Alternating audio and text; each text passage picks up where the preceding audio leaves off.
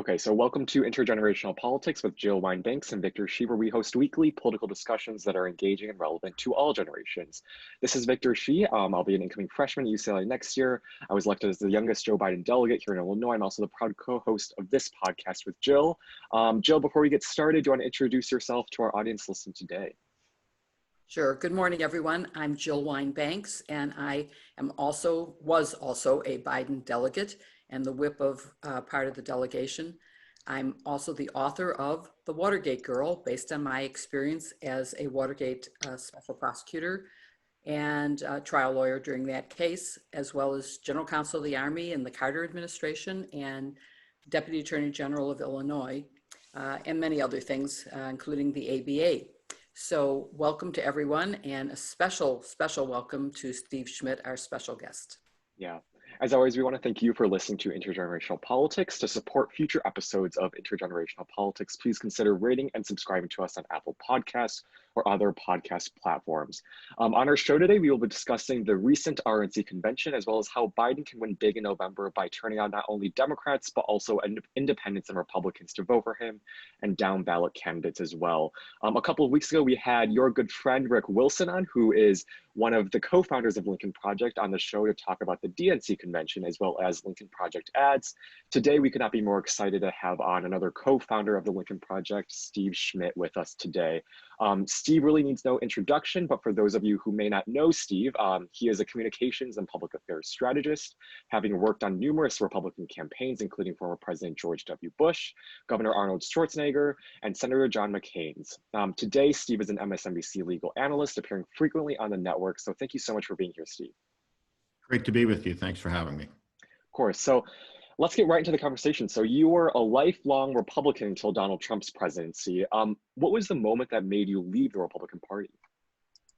Well, for me, the breaking point was around the profoundly immoral policy at the southern border, where parents and children were being separated purposefully, deliberately, cruelly, in enforcement of, in my view, an illegal policy.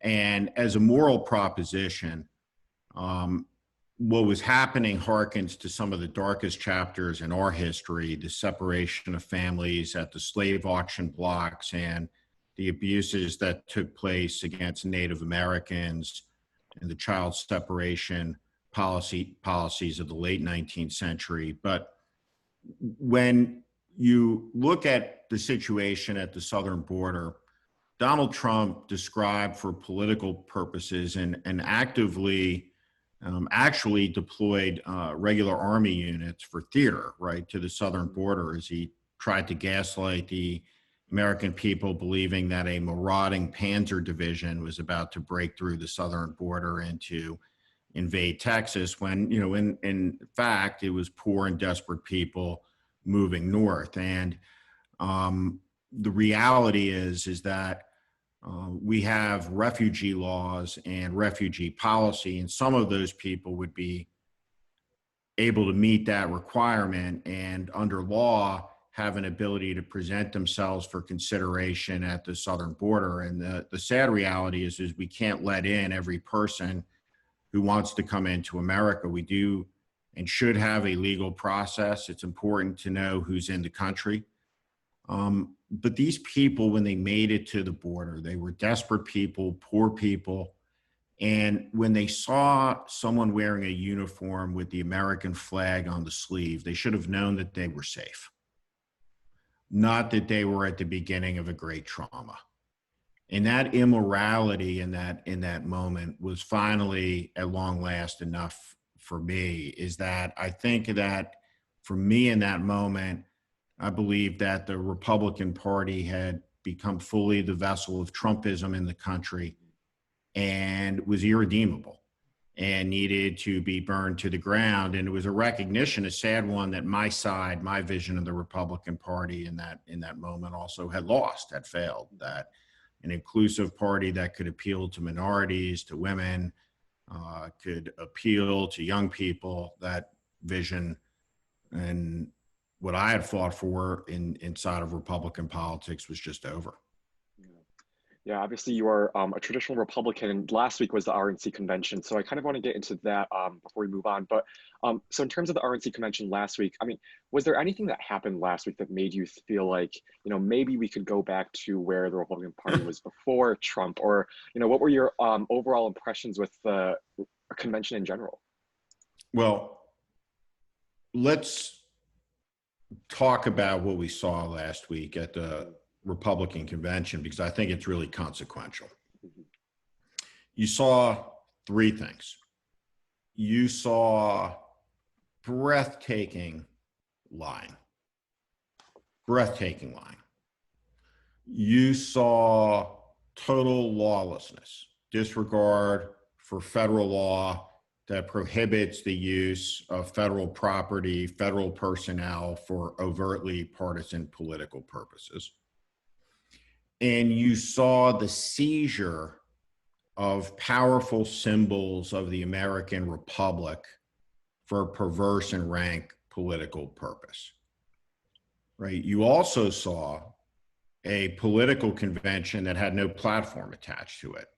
The platform that was attached to it was one that required nothing but obedience to the leader. And that means it's fully a cult of personality. You saw a convention built around racial animus and fomenting chaos.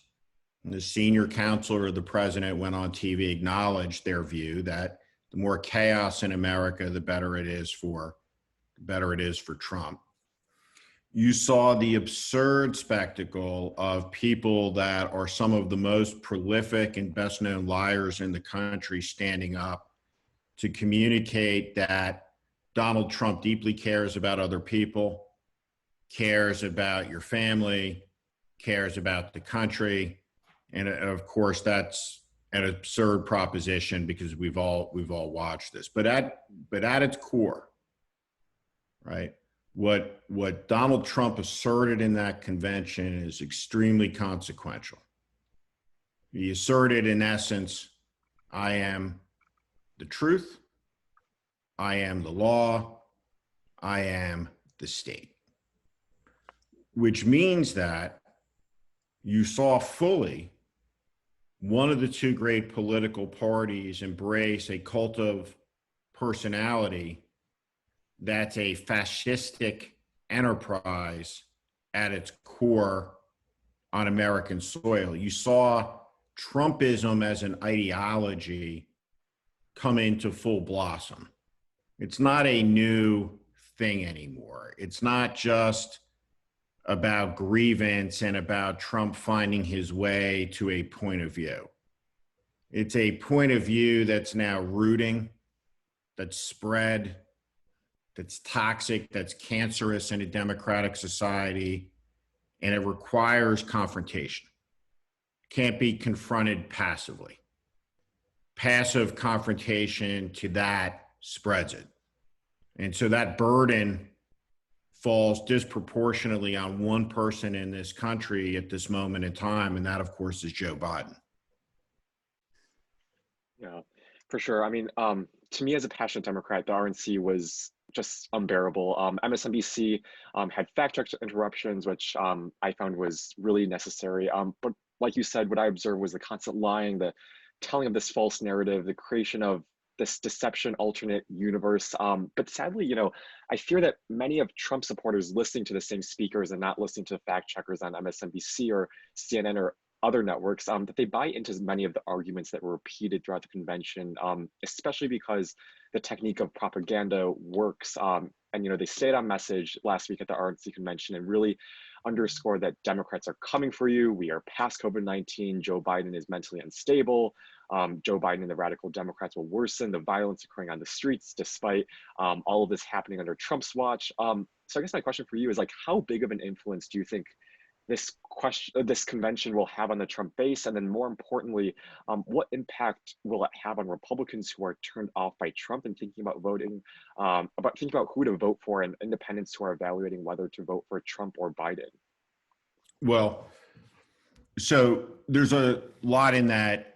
There's a lot in that question. Look, the polling data shows that Trump has no bounce, or if you were to look at it in the most optimistic and generous scenario, the minuscule one that he does have, is in essence like a sugar high from a cupcake at a kid party, right? It's not it's not something that's enduring. And overwhelmingly, the American people assign responsibility for the chaos in the country to Donald Trump. And no matter what, right, in another week or so, we will be denied all of the rituals of fall in this country because American life is fundamentally ended on Donald Trump's watch. We will see more chaos in the schools, open schools closing. We will see 200,000 dead Americans from COVID before too much longer. And so all of that is reality. And the second part of it is there a vast and prolific, organized and organic propaganda network that includes state actors of hostile foreign powers to non-state actors? For sure, for sure. And the reality is the Trump base is about, that are fully in on this, or 25 to maybe 28% of the country, and then another core that's sympathetic to that, to that position. What I would say as you watch this, when you look at a city like Portland, I think it's important for national Democrats to understand in this moment in time is shame on the mayor of Portland and on the Democratic governor of Oregon. The incompetence is every bit as great as the incompetence we've seen from some of these fools, that are at the core of Trump support, whether it's, DeSantis in Florida or Abbott in Texas. And this is giving Donald Trump an issue that he shouldn't have, is that that when we talk about Donald Trump and his assaults on the rule of law, the rule of law is supreme. And that means we don't celebrate rioting. We don't tolerate it. And what's going on in these places is unacceptable. And so, it's going to be important, for Joe Biden, to be clear and unequivocal about that, because, Trump is a demagogue of the first order and has come up with a plan, to cause chaos, incite racial tensions. It is not an accident, right, that this 17-year-old kid took his AR-15 from Illinois to Wisconsin. He was incited to extremism by Trumpism. He sat in the front row and he got the message. Saw the McCloskeys on the first night of the convention.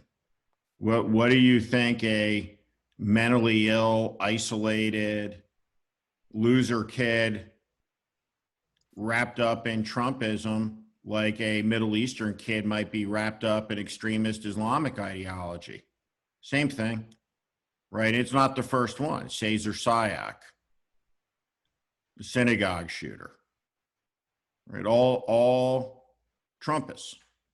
And so when you see a convention that talks about that explicitly, the black people are coming to get you, chaos agents are coming to burn it down, the language of civil war, the stoking, it's going to reach its target downrange. The sick and the twisted and the evil. And that kid drove to Wisconsin and became a killer. That's what that convention was about. That's what happened last week in America. Oh my God, that's so frightening. We saw that again and again with the RNC convention, and we only know that from now until Election Day, all of these false narratives and these frightening scenes will only worsen. It'll get messy, but from now until Election Day, kind of drawing from your experience as a political strategist, how do you think the Biden campaign can effectively increase the turnout of the base? Because you kind of mentioned the base of voters for both parties, and how can they attract new voters to counter the false narratives that Republicans and Trump are communicating about Biden with this, message that they're coming for you or that you won't be safe in Biden's America?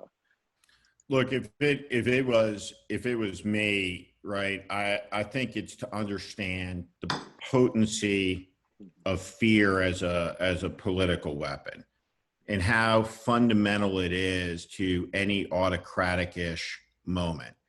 And I think that what Joe Biden has to communicate is this: do not be afraid. Don't be afraid of each other. Don't be afraid of this crisis, of this moment, of this disease. We will make it through. We are Americans. We're all in it together. Joe Biden is called to defend the American proposition. He has to confront Trumpism. Joe Biden, in the same way that a heavyweight fight, the challenger has to knock the champ on their ass. He's got to knock him out. You don't want to go for the decision. Biden has to confront this. There are more Americans against this than are for it. People know what a profound failure Donald Trump is. But this needs to be confronted directly, passionately, through the prism of American exceptionalism, right? What makes the country exceptional isn't the jingoism and the chants of USA mindlessly at a Trump rally. It's that the United States is the most revolutionary concept in the history of the world. An idea that people can govern themselves. Government of the people, by the people, for the people, with an idea that says the purpose of government is to secure the inalienable rights, which are life, liberty, and the pursuit of happiness. And that the realization that the struggle and the story of the country is the fight to achieve those high ideals against our flawed present. But we stand in a moment right now in the third decade of the 21st century. Does that mean for everybody at long last? You want to be on the side of the political debate, I believe, which is the righteous side that says, yes, this is for everybody. And I think Joe Biden should lead an American coalition against a profoundly, and I say this deliberately, with intentionality, premeditatedly, Trumpism is an un-American ideology. Puts the individual above the republic, the personality higher than the flag. Un-American. It's, yeah, I think we've seen that so clearly for the past 4 years, just this slow tearing away at just the fabric of our nation. And kind of before I hand it off to Jill, in that same vein of expanding the base and making sure that we win big in November, one voting cohort that has always lacked for voter turnout is my generation. There's been so much talk on social media and amongst my friends about their willingness to support Joe Biden now that the RNC and DNC conventions are over, but there are still a few who just won't support Biden because they think he's too old, not progressive enough, or frankly, isn't Bernie or AOC. We know in this election how important it is for young people to engage in the political process by voting. So I'm curious as to what you think needs to be the driving force behind your ads and the Biden campaign strategy to increase the voter turnout among my generation. Well, look, I think that I hope the messaging will talk to you like grown-ups and directly about how much is at stake. I think a lot of kids your age, Victor, are going to have to grow up a little bit faster than they otherwise would have. We live in strange times and consequential times, which sometimes fall disproportionately on younger people with the burdens they're expected to carry. And, the reality is here in America is that, sometimes because this has been going on for a while now, the implications of the changes of life because of COVID, but people say we're in the middle of this or somewhere down the path. And the truth is the hardships from this are only beginning. We're at the beginning of one of the great crises in the history of the country. And you are facing real challenges. Now, good news is no one's asking your generation to storm Omaha Beach, but on the other hand, you are going to be required to be better citizens than some of your elders have been. Is it to require you to be engaged, to understand what's on the line, and how profoundly it can affect all of your futures? Jill, I'll hand it off to you to kick off our next portion of the show. Thank you, Victor, and thank you, Steve. You've been talking about some of the things that I wanted to talk about with you, but one is the differences between the DNC convention and the RNCs. To me, they were very stark. You've mentioned, for example, that the Republicans had no platform, whereas the Democrats did. There were no Hatch Act violations during the DNC, and they were plentiful during the Republican convention. You had uniformed Border Patrol agents sitting and cheering and being pointed out by the president. You had him using Marines in uniform, Secretary of State on an official trip, Chad Wolf conducting a naturalization ceremony with citizens who didn't even know that they were going to be used as part of a convention, using Washington Monument with the fireworks saying Trump 2020, Fort McHenry, the White House. But one that hasn't been mentioned that really concerned me, and I'd like your opinion on whether it was a strategic decision of the Democrats or whether it was just a big mistake, and that was the Republicans mentioned the Supreme Court and the appointment of judges many times. It was a big issue.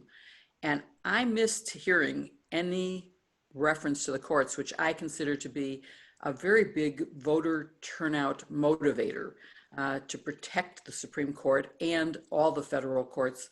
So do you think there was a strategy, or was it just an error by omitting it? Well, I don't think the Democrats needed to do it. I do think the Republicans needed to, because Trump is barely holding on to his base. And so that argument is out at that outer edge of the Trumpist universe, right? That politics for them is more meaningful than the cult of personality, right? That they have an ideological motivation. They generally like the direction that Trump has taken the judiciary in, and trying to make an appeal that, despite everything else, as those voters are looking wobbly to Trump, and they are in a lot of places, that college educated Republican voter, and with the specific evidence, with the specific emphasis on that college educated female Republican voter, in seniors and Sunbelt states, particularly. And one of the things we're seeing is that, every time Trump engages in his racial animus fusillades, at news conference or, whatever, he treads water and maybe slightly grows with that non-college educated white Rust Belt voter demographic, but loses ground in the Sun Belt states like Florida and Arizona. So he's in a precarious place. But you're talking about that at a Republican convention, the way that Trump was from a defensive position. Mm-hmm. Well, that makes me feel a lot better. I noticed that the Democrats had former presidents, President Clinton, President Obama, and there was none at the Republican convention. Is that significant going forward, that they have really totally converted this, as you said earlier, to the cult of Donald Trump? It's no longer the Republican Party. Is that significant?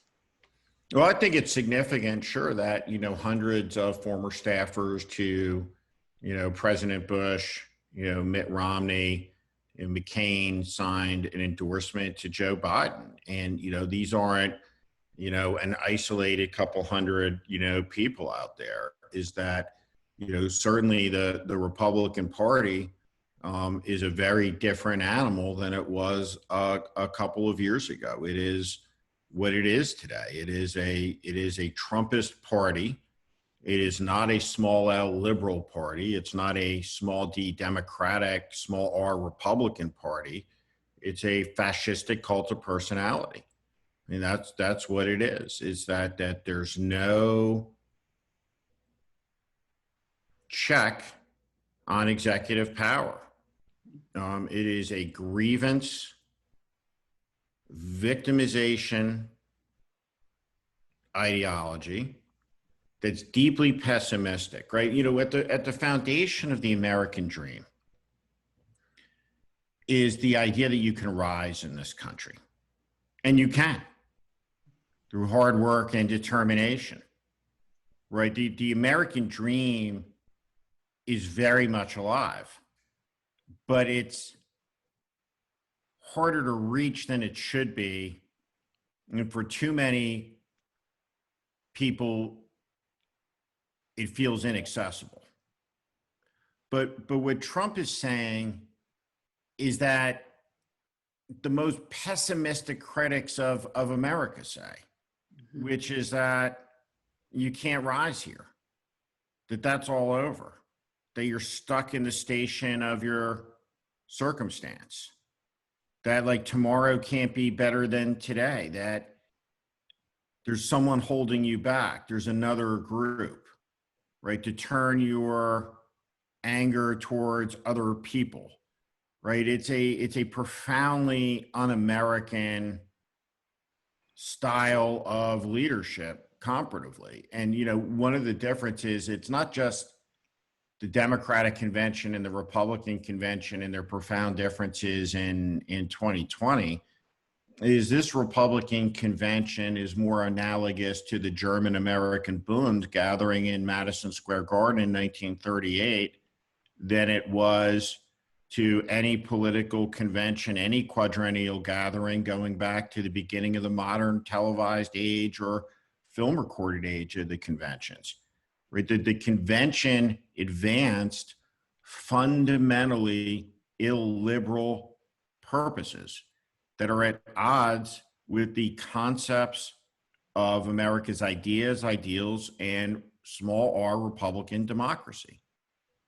I'm so glad you mentioned that, because as you were starting your discussion of that, I was envisioning really exactly how Hitler took over Germany, when Germans, I'm sure, were saying it can't happen here. But it was that they had suffered a big defeat in World War I, and the economy was going bad. And that's what allowed this dictator, this total fascist, authoritarian, to basically increase the divisions in the country and to find some other to blame. And that seems to be what's happening. One thing that's interesting, though, in terms of the polling now, Trump has definitely not increased his base. He, before the convention, after the convention in 2016, as well as in 2020, his numbers are in the 40s. They're in the low 40s. He's never gotten to 51%. And before and after the convention, he was in the 40s. What's interesting is in the 2016 election, 20% of people were either preferring someone other than either Hillary or Trump, or just were undecided. This year, only 7% fall into that category.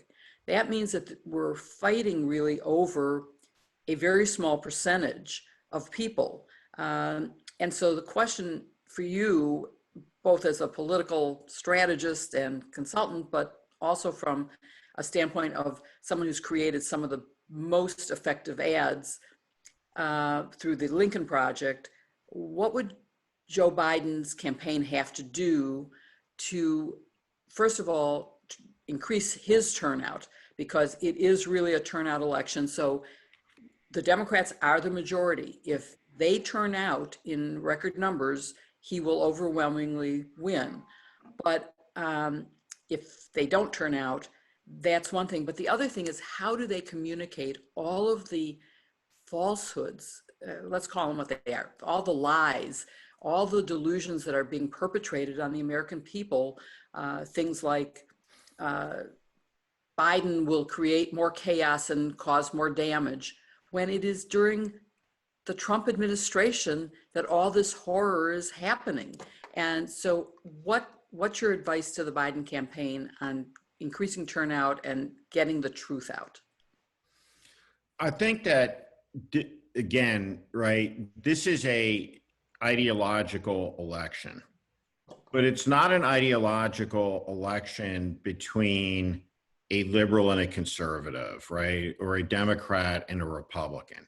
It's an ideological election between Trumpism and Americanism, right? And Biden needs to be on the American side of the debate. And he needs to talk clearly and honestly about what's at stake in this election.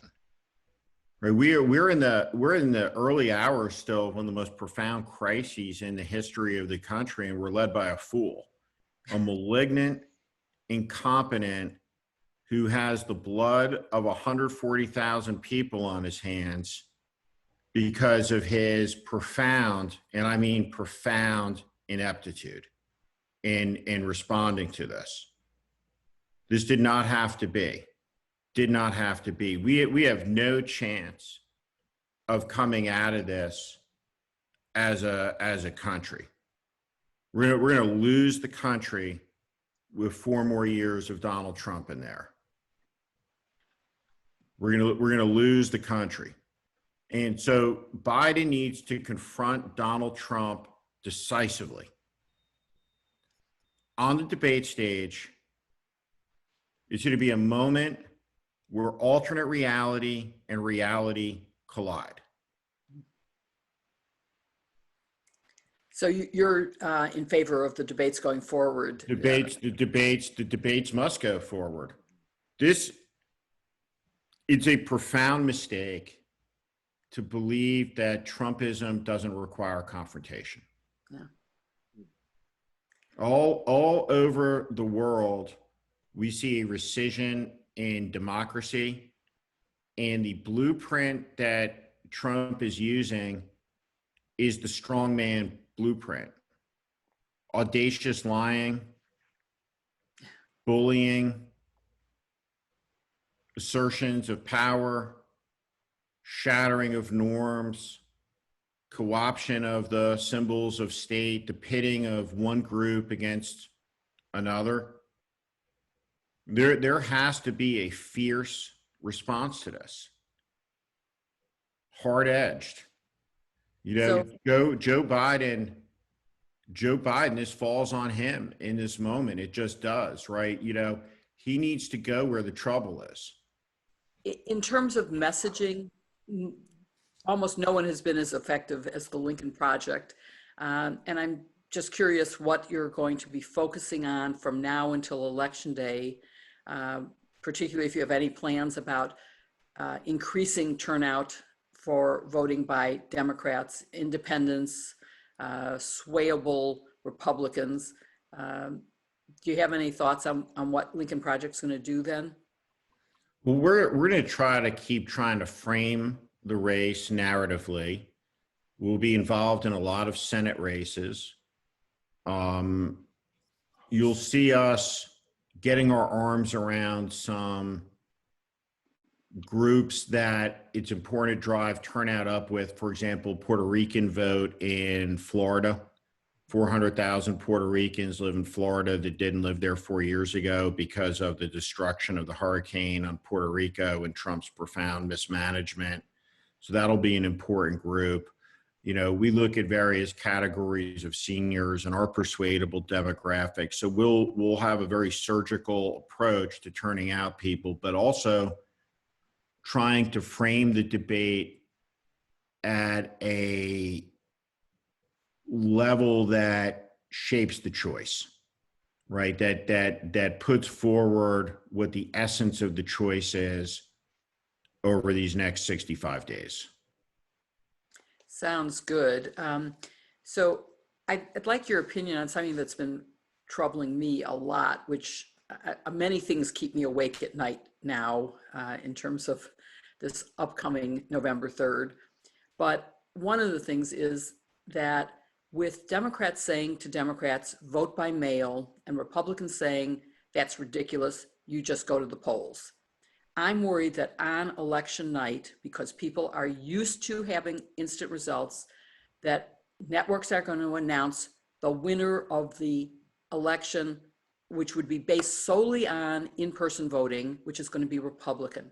So on November 3rd, late into the night, it might look like Donald Trump has the vote. And then it's going to take weeks, because there are some states where you don't even start counting until long after the polls have closed. And you have 10 days, 3 weeks, depending on, to get the ballots in, so they won't be counted. And then when those ballots come in and they're heavily Democratic, you're going to have had weeks of a false narrative of Trump winning. And so what do you think the way to deal with that is? Is there a chance that we can get the networks to announce no winners, to have states release no numbers until they have a full count of both? Well, I'm sure everyone will be cognizant of this in the models and the projections, as they get ready to make a call. Look, that could happen, but what we're talking about is something beyond the circumstances of the election, and to some degree, it doesn't matter. Trump will, in the end, not be able to steal the election. He will not. The only person that can stop anyone from voting is you, right? It's that Trump's not going to be able to stop anyone from voting, right, in America. Can make it more difficult, can inconvenience it. There's no evidence to suggest that his attacks on vote by mail are anything other than a disaster for Republicans. A lot of Republican strategists are worried about it because they rely on tried and true, tested, vote by mail strategies to bank votes, right, in an election, right, that they, operate their models on. So, I know a lot of Republicans are worried about that. The larger issue, though, is you have an American president who's basically said, unless I win, the election isn't legitimate, and you'll have 30% of the country that doesn't believe in the legitimacy of an election, right? And the whole system is predicated around the peaceful transition of power, which has gone on uninterrupted since 1797, through World War, Civil War, Great Depression, assassination, right? The continuation through a secular tradition of the American Republic, right? Where democracy requires one side be willing to lose, right? And to say, right, that I concede the election, you won, we'll get you next time. And that is the ebb and flow of democracy. It's how we pick our leaders. And in this country, right, that right, privilege to be able to do that has been paid for in blood, in sacrifice, for almost 250 years. And we're just not gonna lie down with it. But what Trump is doing is despicable.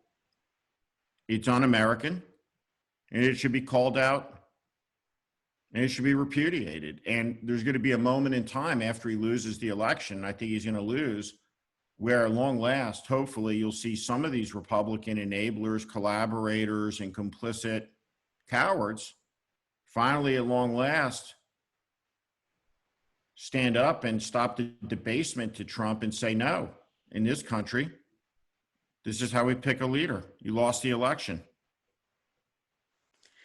Well, as you pointed out, though, there's going to be at least 30% who are going to believe anything he says, which means that it was a rigged election.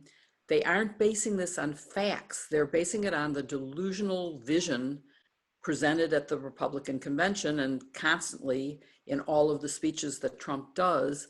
So is there anything the Dems and the media can do to get the facts out to the people who aren't listening? I'm not worried about MSNBC viewers. They're getting the fact checking while the lies are being told.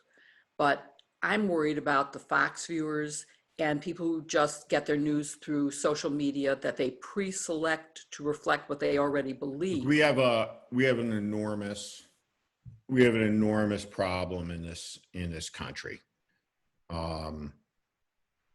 with a company like Facebook, which we haven't even begun really to have an honest discussion about how pernicious it is, and dangerous in democratic societies, what flows through it. We're about to begin the QAnon era of Congress. We have some big problems with regard to an information landscape that's just riddled with bullshit, conspiracy, crazy talk.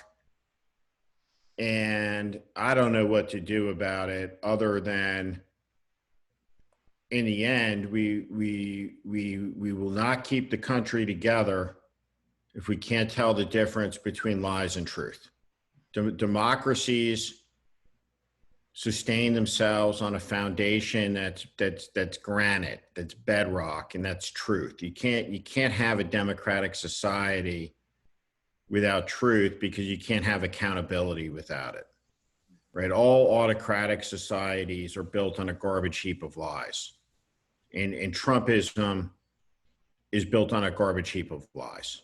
It is a profoundly dishonest ideology. And it's important to understand it as that, as a distinct ideology that has its roots in some of the worst of America's past excesses, racism, Dixiecrat movement, but it is an autocratic, fascistic, American nationalist movement that's antithetical to the American concepts of liberty and freedom. Well, I hope that Lincoln Project can help us get some facts out and get people to hear beyond the places they normally get information, because after all, this election does require not just the popular vote, which I'm confident we can win, but it requires the Electoral College, which means targeting those places that have made a difference in the past, disproportionate to their population. So I don't know if you're a betting man, but what odds would you give that Trump is going to win the Electoral College, not the popular vote, versus that he will lose clean and fair? No, I think he's going to lose the election, but it's not over yet. The race will tighten. I give him a 20% chance of being able to win, which is too high. It's too high, but it's not. I mean, I like the chances of his 80% losing, and I'm hoping facts can get out there, because even things like Portland and Kenosha are being so distorted. And now the new headlines are, this is the turning point for swing voters. They're going to turn to Trump because he's successfully claimed that it's the Democrats' fault, that Biden's responsible, that Biden will make things worse, when all this is happening in his administration. And when we know that all of his actions have not only made COVID worse than it should have been, but have made any protests worse than they would have done. For sure. And so I'm hoping there's a way that you can help to make sure that we get across the point that Trump is the cause of these divisive and horrible For sure he is. violence. And so how do we get that across to people? Well, look, it's through repetition. Yeah. It's through ferocity, through conviction, through the power of the truth to lay it out there, directly. People get it. People understand it. Look inside the numbers. Overwhelming majority disapprove of him as president, his handling the country. But Joe Biden cannot be a passive figure in this election. Joe Biden has to take the presidency. He's got to take it. He's got to repudiate Trumpism. He is our vessel to do that. He's the nominee of the Democratic Party. It's him or Trump. And it's just, the person who wants to lead America on from this rancid, terrible, awful moment to get us out of this crisis, he's got to be able to talk to the whole of the country, right? I mean, look, Trump is like a gang leader. He's a factional leader. He's trying to pit one group of Americans against the other to inflict punishment. He's a factional thug. Okay. What we need is someone to play the role of shadow president, to speak to all of us, Mm-hmm. right? To confront Trump's ugliness with the goodness that's in the country, right? That Trump's hate, his nastiness, his malice with decency and goodness, and summon the American people, as American leaders have done in the past, to their better angels. Well, I think there's no one who could represent the goodness and empathy of America better than Joe Biden. He's the one who has talked to, for example, Jacob Blake's family. The president hasn't. I think we're moving in the right direction, and I'm thrilled that today Joe Biden will be out on the campaign trail in person, because he is such an effective communicator that way. And so that's really important. Another important thing, though, is the down ballot races. And as we focus so much on the presidency, I want to just mention how important it is that we not have gridlock in Washington. And so that means that Joe Biden needs to be president with a blue Senate and a blue House, so that things can start moving again. Is that going to happen too, do you think? Well, I think the Democrats will take the Senate, and I think we'll have control of government. And I hope what we'll see is pragmatism and some restraint. It will not be an hour, in my view, to pass the outer limits of the progressive agenda, that nothing in this country gets back to normal till we get through this COVID crisis. And we gotta get through it. The economy is wrecked on Main Street. We've seen in a deep way through this COVID crisis and before, just the incompetence of the federal government to be able to deliver a service, right? And there's so much work to be done on reforming government and the delivery of services, from fixing problems that should have been fixed 20 years ago, like immigration. We have to pass a Voting Rights Act, a Civil Rights Act, an Election Interference Act. I just have to add Equal Rights Act. Right, Hatch Act, civil service reform, ethics reform, right? There's so much to clean up from in this, so much. So you've been a great guest, so I want to give you the last word. Is there anything you'd like to say to our audience about the stakes of this election and why Republicans and independents should join Democrats in voting for Joe Biden? Well, I think it's all on the line. I think that It's the most important election since 1864, which determined whether we were going to remain a union of states or not. It's the most consequential election since then. The American experiment, in some profound ways, hangs in the balance. We are in a terrible crisis in this country, led by a fool, and he's got to go. He stoked a cold civil war in this country. He's pitted the country at each other's throats, and we're in a lot of trouble. He has instigated a profound and precipitous decline. The ceding of America's leadership in the world makes the world a much more dangerous place. And when you look at this election, vote, participate, volunteer. This is a decisive hour for the country's future. Make no mistake about it. What I'd say in conclusion is that never bet against the country. Anyone who ever has lost money. Have faith for the future, but have faith through a pragmatic and realistic prism that we're being tested right now, and the country has to pass the test.